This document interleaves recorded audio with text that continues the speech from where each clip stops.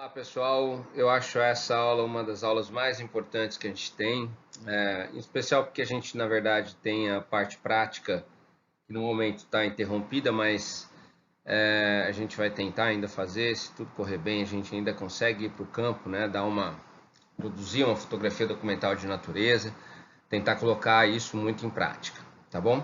Então nós vamos falar hoje do que circunda a fotografia documental de natureza.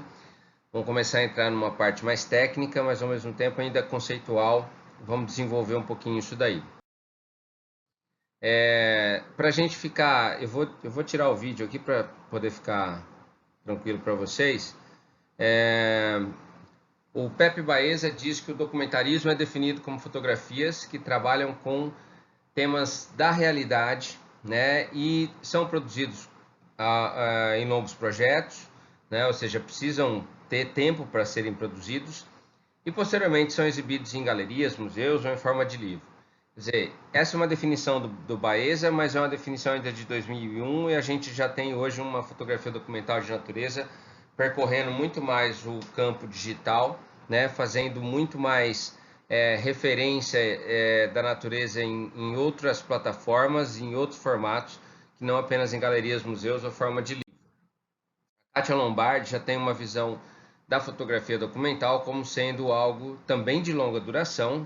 Perceba que tanto Pepe quanto Kátia trabalham com essa questão dos projetos, então o projeto é fundamental, é importante, né? Mas que é um projeto que precisa ser elaborado com muita apuração prévia e conhecimento e envolvimento do tema. Então aí vem a questão da imersão, aí vem a questão da politização, da gente entender exatamente daquilo que nós estamos querendo fotografar. Já o André Roulet, que é um filósofo francês mais contemporâneo, ele trabalha o conceito documental como uma fotografia que reúne documento e arte, né? Ao mesmo tempo, ela consegue atender simultaneamente várias funções e outros discursos. E o André Roulet, na verdade, acaba sintetizando bem o que a gente pensa da fotografia documental hoje em dia, em especial no quesito da transformação, na verdade, do quesito assim, do encontro entre real e ficção nas produções fotográficas documentais. Tanto o Pepe quanto Kátia, quanto o André, que eu apresentei para vocês, têm conceitos que não são excludentes, ou seja, não é que um elimina o outro, eles são, na verdade, complementares e são importantes para que a gente entenda hoje o que é uma fotografia documental.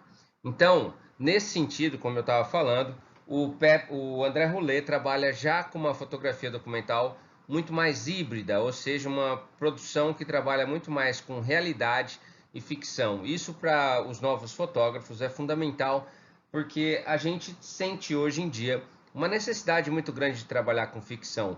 Mesmo que a gente não vá ficar somente contando histórias fantasiosas, mas a gente pode colocar elementos na cena, a gente pode trabalhar elementos um pouco mais diversificados na cena, né? Vou voltar ao vídeo aqui só para dar um reforço nisso. Eu acho que a nossa fotografia hoje é uma fotografia que tem que ser híbrida mesmo, assim. A gente tem que trabalhar a realidade e ficção, desde que a gente não se distancie muito da realidade, porque senão a gente perde o valor documental. Mas a questão da ficção, ela pode ser uma escada importante para que a gente chegue no documental de uma forma muito mais complexa, beleza? Então vamos ficar nesse aspecto que a fotografia documental contemporânea hoje é um híbrido, é uma fotografia que oferece produções que vão trabalhar muito mais com realidade e ficção, os dois ao mesmo tempo, tá? Esse documental imaginário, né? Então Lombardi vai colocar, a Kátia Lombardi vai colocar que os artistas procuram colocar muito mais intensidade nos seus sonhos e muito mais subjetividade nas suas produções. Por isso que eu falei para você que, cara, quando a gente está trabalhando hoje em dia, a gente não gosta de ter muitas amarras, a gente não gosta de ter muitas regras, muitas normas. Cara, se eu quero subjetivar, se eu quero colocar muito mais emoção na minha fotografia, por que eu não posso fazer isso?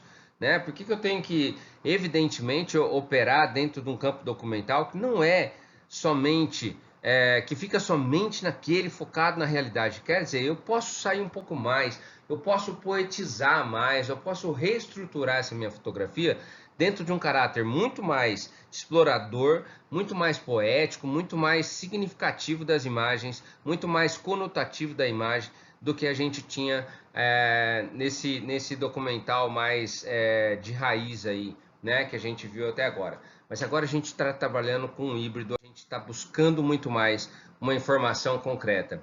Aí, um exemplo que a gente pode ter, e vocês podem buscar isso depois, que é a geração 00. Essa geração 00 é composta por 52 artistas e também alguns coletivos, e eles produziram muito essa fotografia híbrida de natureza entre 2001 e 2010. E houve, inclusive, um processo aqui de câmeras fotográficas e celulares trabalhando ao mesmo tempo. O que é, gente, uma situação que nós temos que começar a entender.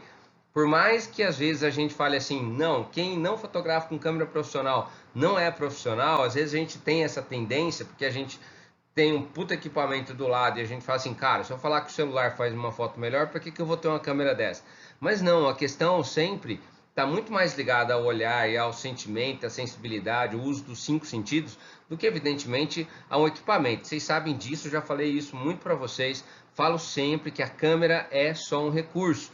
Então eu posso fazer uma boa fotografia tanto com grandes equipamentos, como com um bom celular também, né? A questão só está na viabilidade dos recursos que eu tenho com o celular ou com a câmera DSLR.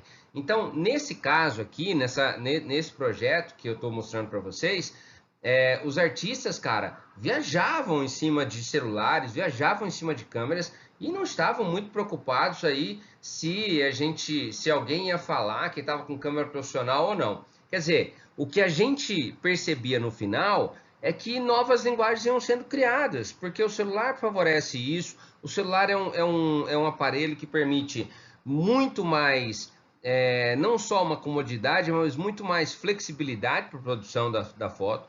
Ele entrega, às vezes, muito mais interessante uma imagem, né? Uma imagem, até mesmo assim, em termos de cor, em termos de brilho, ele entrega essa imagem muito mais forte, né? Então, quer dizer, a gente tem aí uma nova linguagem acontecendo que nós não podemos ignorar, né? Pelo menos nós temos que tentar observar isso, encaixar, olhar como que isso está acontecendo na nossa vida, para a gente poder também participar desse processo, senão nós vamos correr o risco de ficar à margem da história, né? A gente vai ficar vendo esse movimento passar. Mesmo, vou tirar aqui para você ler, então, quer dizer, a gente vai pensar o seguinte, gente, essa é uma frase importante, ó.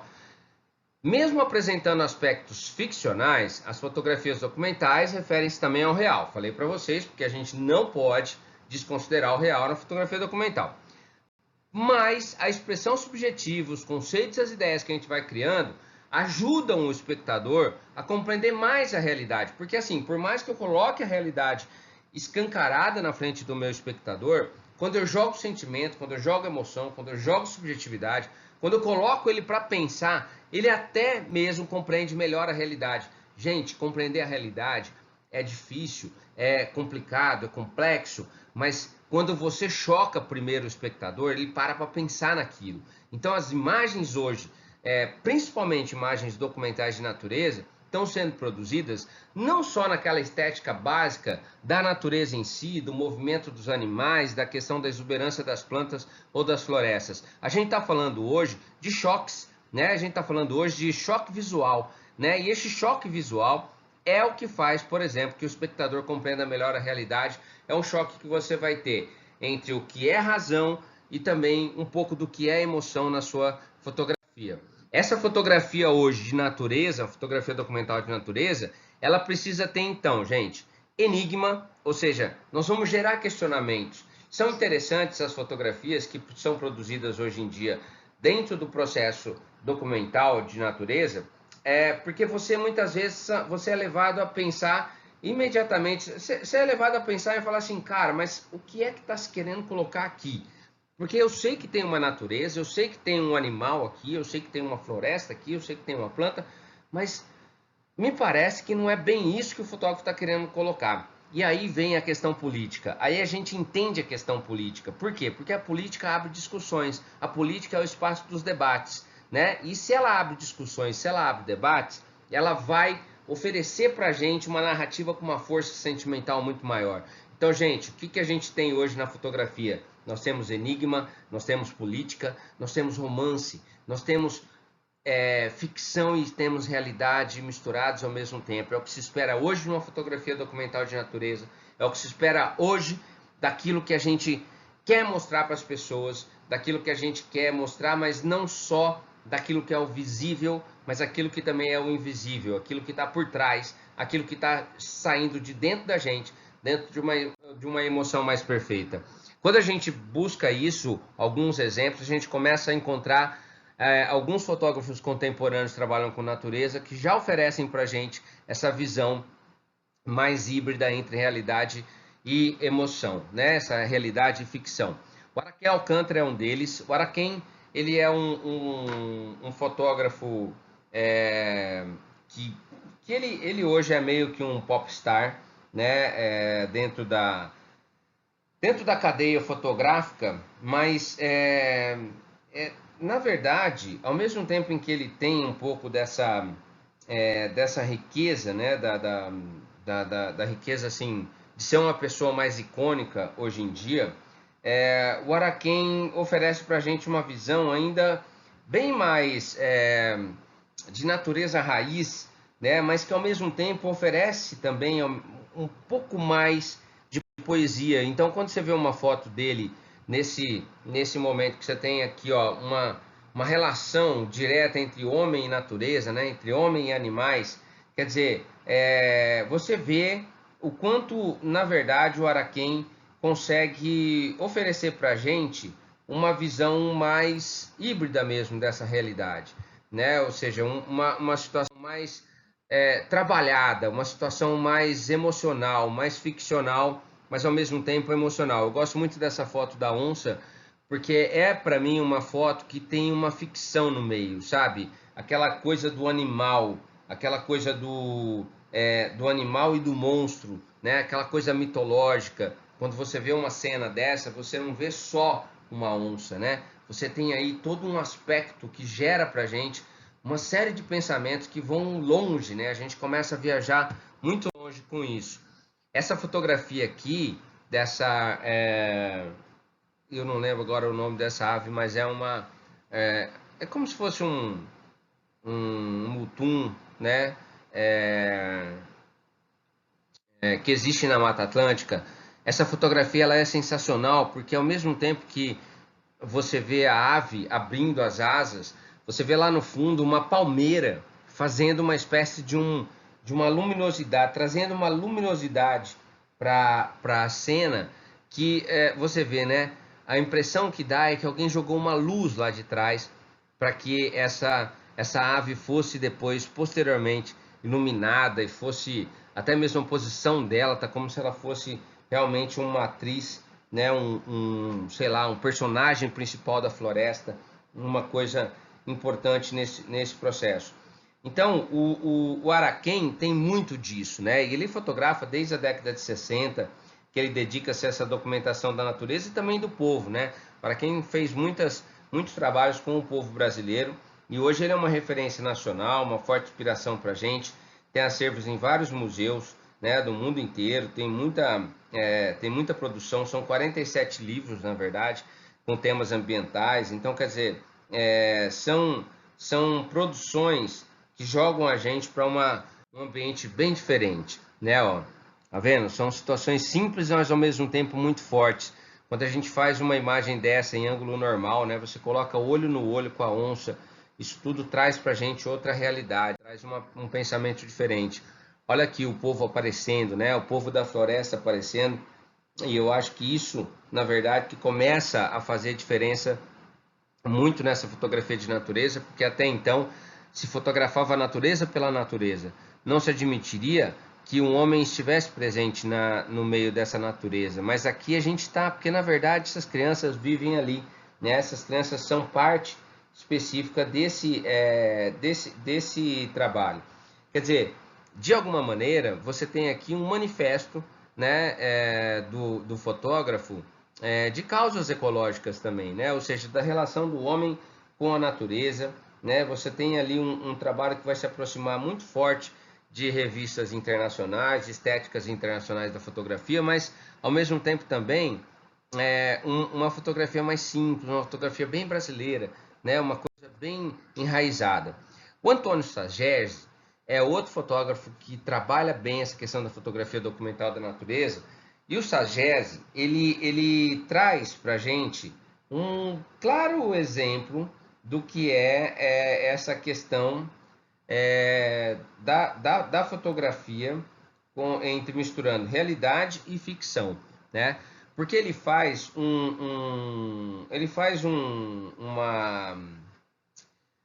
uma fotografia em cima do HDR, e esse HDR dele não é que ele só faz isso, mas ele desde 69, quando ele começou a trabalhar a fotografia, ele buscou essa variação, né, de imagens, e aqui ele traz para a gente um exercício muito bacana do HDR. Então, quando você pega uma paisagem dessa de mangue, né, você tem a realidade do mangue, mas ao mesmo tempo você tem a ficção do HDR que é jogado em cima disso. Então, ao mesmo tempo, você percebe que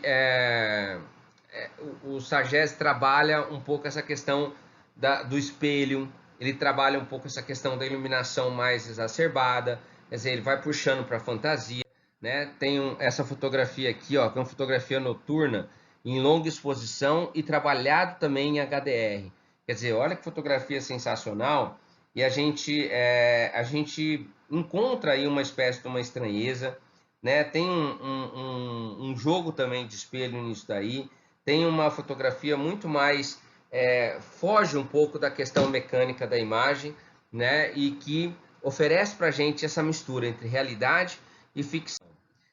O Benço Maté é um fotógrafo que a gente já conhece bastante, vocês conhecem bastante, e a gente não poderia deixar de falar dele nessa questão da fotografia documental de natureza, porque ele consegue oferecer muito para a gente uma mistura de realidade com ficção, mas ao mesmo tempo assim uma fotografia muito poderosa, uma fotografia muito forte, com cores muito vivas. E tem um projeto dele que eu gosto muito, que é uma série que ele faz com o céu estrelado e os retratos de animais selvagens que não estariam visíveis a olho nu. E ele faz um jogo de cena, né, em duplas, triplas exposições, que vai ficando muito legal. E você vê, né? Isso é a mistura da realidade com a ficção na fotografia de natureza. Dá uma olhada, ó. Então, você tem uma série documental de natureza do Benço Maté, que ganhou até mesmo em terceiro lugar no WordPress Photo, que, ó, você vê essas fotos em múltiplas exposições, e aí, de repente, começa a ficar fantasmagórico, começa a ficar uma situação assim, que a gente não estava esperando, e de repente essa imagem aparece na nossa frente, né?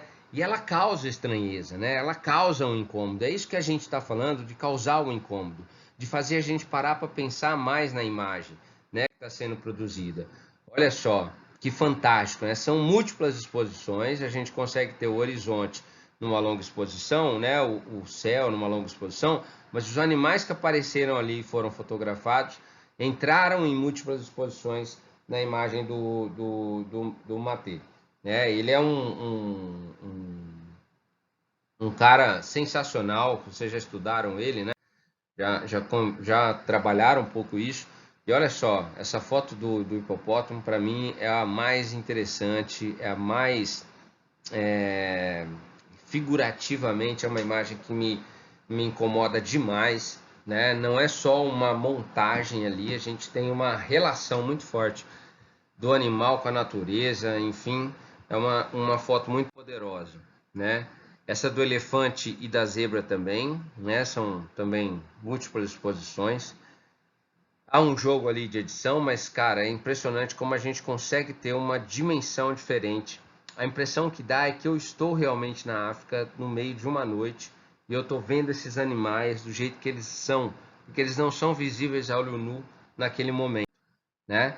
Então, o Benço Maté é esse cara que traz para a gente essa riqueza dessa fotografia documental de natureza híbrida, ou seja, realidade com ficção. Esse aqui é o site dele, depois você pode entrar lá, vocês já devem ter entrado no site, mas enfim, né, o Benço Maté é um fotógrafo húngaro e ele é hoje em dia uma das maiores referências. A gente vai ver já já uma foto dele diferente.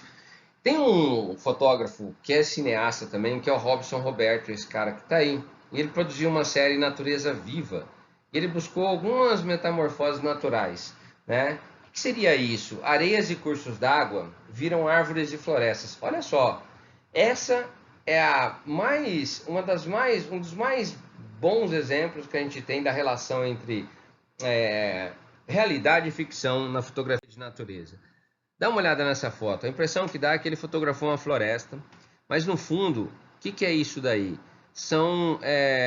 Ele pega pequenos cursos d'água que passam sobre a areia e a formação da água na areia, né, ou seja, o rastro que a água vai deixando na areia, forma algumas figuras que em determinado ângulo, em determinada situação, vai lembrar outras figuras.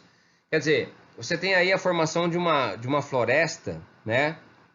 Uma floresta até meio abandonada, assim, meio morta já, mas ao mesmo tempo, quer dizer, ninguém construiu essa floresta aí. Foi a água que passou pela areia e deixou essas marcas e que em determinada situação, olhado de determinado ângulo, você consegue enxergar essa natureza de uma outra forma. Então isso, gente, é realidade ficção. Isso é muito potente. Tem um outro trabalho chamado Simbioses, da Roberta Carvalho, que é um trabalho que eu gosto muito, em que ela faz uma projeção de populações indígenas em áreas de floresta. E também, às vezes, faz isso na cidade. Então ela fotografa o indígena, coloca essa imagem num data show, num projetor, e vai projetar essa imagem em um ambiente florestal. Ou seja, você coloca o personagem dentro da floresta do jeito que ele é, né? E às vezes ela leva isso, né, para a cidade também. A imagem que se projeta são figuras humanas, né? Tem uma estreita relação com o desenho da árvore, na verdade, ela tenta buscar isso, mas cara, é uma relação simbiótica do homem com a natureza, né, para que se possa desenvolver essa hibridez que a gente está falando. Olha só, essa daqui é sensacional, né? Você tem aqui, ó, é uma projeção, gente. Isso aqui é uma projeção de um portrait de um indígena que foi projetado numa árvore e aí você tem a relação simbiótica dos dois. E eu queria muito que você começasse a pensar como que o seu projeto de fotografia documental da natureza poderia ser assim a partir do momento que você pode agora viajar entre ficção e realidade, né? Existe um outro projeto que eu gosto muito também, chamado Paisagens Submersas. Durante 5 anos, os fotógrafos João Castilho, Pedro Davi e Pedro Mota foram numa região ali do Vale do Jequitinhonha. Eles era uma região que seria inundada, né, para a construção de uma represa. Acontece que eles foram para lá, fizeram população ribeirinha, fizeram natureza, enfim, e voltaram com um dos registros mais interessantes de um novo universo, de um lugar que não existiria mais em pouco tempo. E aí as imagens ficaram sensacionais. Essa imagem do peixinho na garrafa PET, fora d'água, é a imagem que para mim representa tudo nesse momento. Ou seja, você vai deslocar toda uma natureza, toda uma população em nome do desenvolvimento, né? Olha só que massa esse portrait, na verdade, aqui, né? Desse morador do Vale de Jequitinhonha, usando esse escafandro.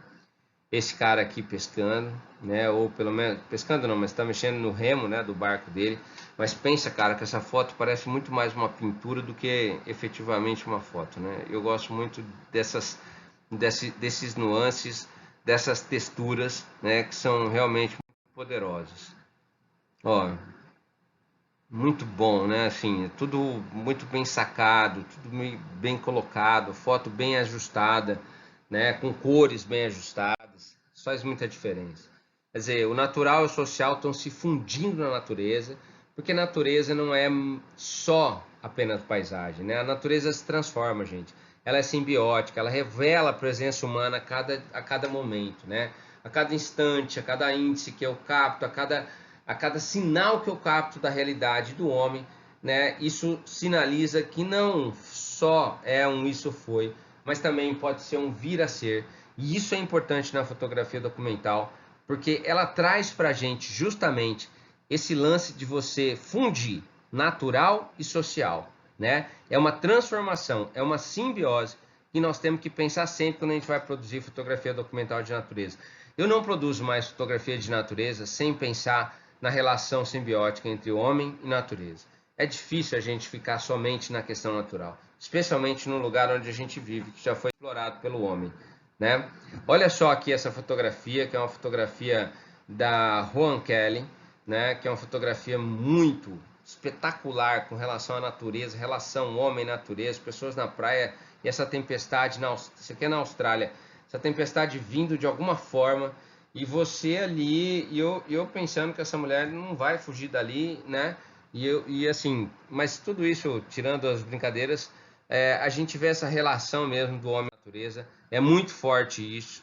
Olha essa foto aqui da Noir Pachan Fleury, que é uma fotografia que também mostra essa relação simbiótica. E, na verdade, simbiótica e exploratória também, que você vê quantos fotógrafos e quantos cinegrafistas estão ali naquele momento fotografando as baleias jubartes ou fazendo vídeos da baleia jubarte. Quer dizer, a baleia jubarte virou uma personagem no meio desse processo todo. E quando ela aparece em alguns lugares específicos, tem uma cadeia já de produções audiovisuais pronta para poder registrar a presença desses animais.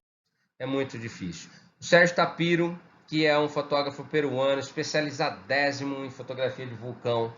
E essa fotografia dele é sensacional porque ela consegue ter ao mesmo tempo uma força, ela consegue ter uma explosão, consegue ter um ritmo, ela tem uma longa exposição perfeita porque o raio está perfeito, as luzes estão perfeitas, o céu está perfeito.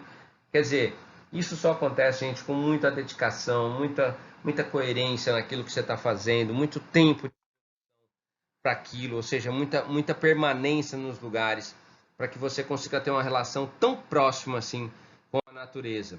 Essa aqui já é uma fotografia do Francis Pérez, que também é uma fotografia muito importante para a gente pensar a relação do homem com a natureza. É uma tartaruga que acabou se enrolando em uma rede de pesca. Quer dizer, essa tartaruga, se nada acontecer com ela, nada tivesse sido feito com ela, ela iria morrer, né? Provavelmente morreu, porque os fotógrafos e cinegrafistas não interferem na natureza, eles não mexem com a natureza, eles apenas fotografam, registram, colocam para frente. Mas você vê que potência que tem essa foto, né? Foi uma das fotos finalistas também do WordPress, e você consegue presenciar essa natureza no momento mais delicado que ela possui. Olha isso aqui, ó, relação simbiótica, homem e natureza também de novo, uma onça passando por uma região da Índia, né, uma jaguatirica, sei lá, alguma coisa, Nayan Canolar, né, que faz essa presença desse animal no meio a presença do animal no ambiente urbano, né? Ou o que é mais provável, que aí eu vou dizer para você, é a presença humana no ambiente natural dos animais, né? Que é muito mais provável que isso tenha acontecido. As fotografias das borboletas são sensacionais, do Jaime Rojo, né? Maravilhosas, assim, elas estavam numa região de neve, né? Essas borboletas foram fotografadas de cima para baixo. Tem uma sequência importante de um trabalho feito pelo Brent Stirton, que é um fotógrafo que tem especializado em algumas causas naturais. E aqui está a tentativa de salvamento de vários rinocerontes na África, porque eles são muito caçados para que sejam retirados os chifres, né? Os chifres são considerados afrodisíacos, né? E aí o Brent Stirton tem um trabalho muito forte nessa relação, às vezes muito pesado, né? A hora que dó, né? Esse rinoceronte com esse chifre arrancado. Os caçadores não matam o animal, eles somente arrancam o chifre. Isso é uma crueldade muito forte, né? Mas você vê o quanto que as pessoas conseguem ser desumanas nessa situação.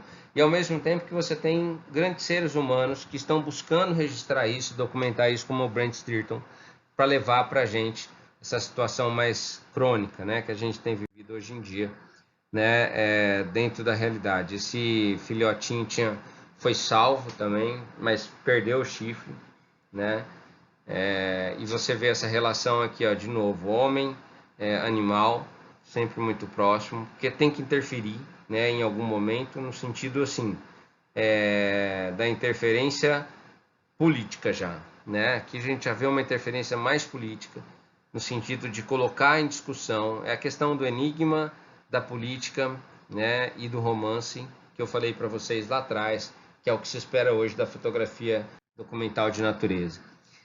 Essa sequência aqui da Amy Vitale. A Amy Vitale é uma fotógrafa que tem muitas séries especializadas em natureza. Eu gosto muito da série dos pandas. Esse panda, para mim, ele é muito icônico, ele é muito forte, ele está num ângulo normal, ele me incomoda, esse panda, ele me tira do plano, né? Então, se você ficar olhando muito no olho dele, ficar mirando muito no olho dele, você vai perceber isso que eu estou falando. Esses são os pandinhas que acabaram de nascer, né, num zoológico. São colocados ali nessas cestas, né, para poder sobreviver. E olha lá, eles vão crescendo, à medida que vão crescendo, vão pesando. E aí você vai ter depois a soltura desses animais na natureza.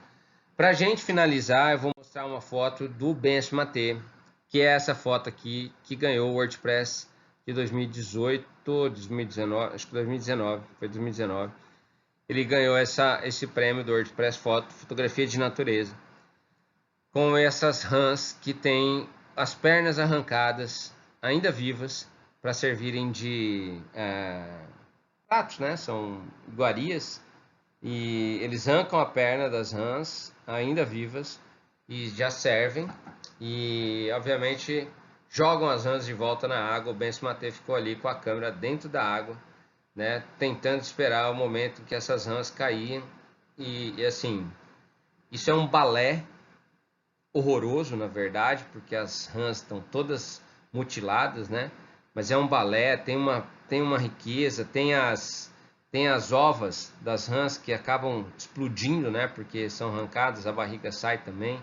Enfim, é uma foto, ao mesmo tempo que é pesada, é uma foto riquíssima, mostra pra gente essa relação homem-natureza, e que quase sempre o animal é que acaba sofrendo, acaba perdendo um pouco assim, a chance de viver, né? Gente, fotografia de natureza, fotografia documental de natureza. Então é uma primeira introdução, uma conceituação para a gente poder desenvolver o nosso trabalho a partir de agora. Próxima aula a gente trabalha com questões bem mais técnicas também, mas evidentemente que a gente não perde a conceituação de que a fotografia de natureza hoje é uma fotografia enigmática, fotografia política, uma fotografia romântica, é uma fotografia que tem que fazer pensar, é uma fotografia que tem um híbrido entre realidade e ficção, e traz para a gente inúmeras possibilidades de produzir uma fotografia que vai realmente trabalhar a emoção junto às pessoas. Beleza? Vamos nessa então, até a próxima aula. Grande abraço!